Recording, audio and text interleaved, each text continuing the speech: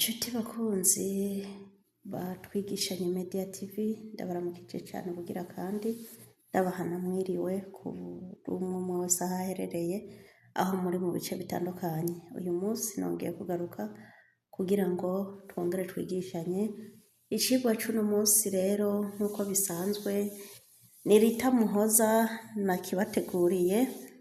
Uyu munsi tugiye kwiga ku kindi cigwa ciza kandi kiryoshe kandi kirimwo inkomezi kandi kirimwo n'ubufasha bukwiye.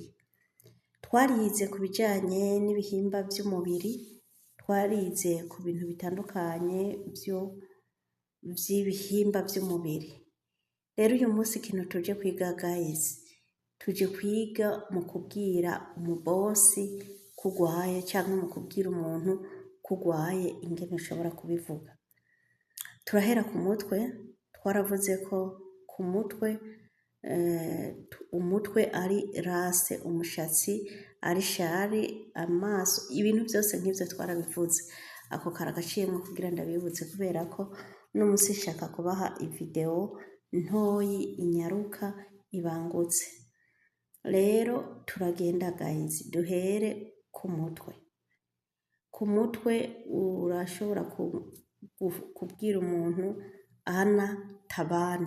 Uvuze Ana Tabani uvuze ngo jewe ndagwaye. Ana Tabani rase, jewe ndagwaye umutwe. Ana Tabani yun, jewe ndagwaye amaso. Ana Tabani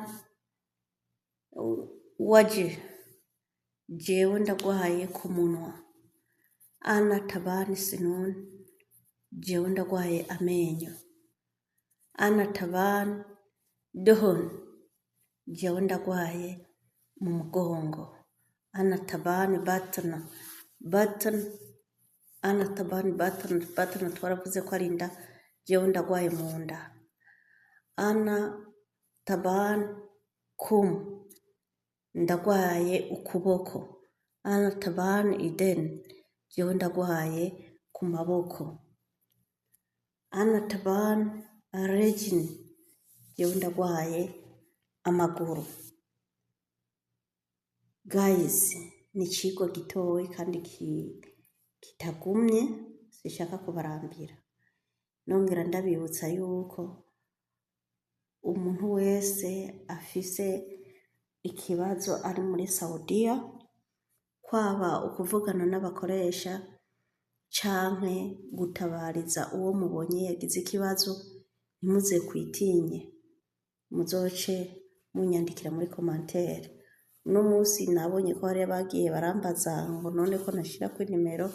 Uno munsi ndabashirirako inimero yanje muri commentaire ya mbere, hama uzobabona afise ikibazo ace yihuta kumpamagara kugira ngo dushobore gukemura ico kibazo hakiri kare, haba kuba bosi canke ku bandi bantu ariko ari biriko birabera muri Saudiya.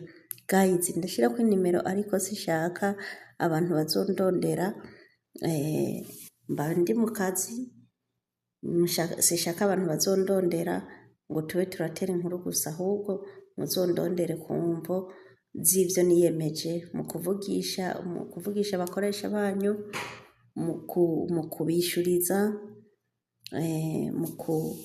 mu gutabariza uwo mwabonye yagize ikibazo.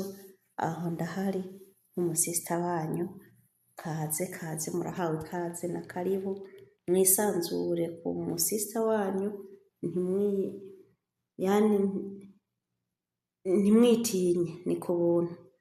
Shalom, mugire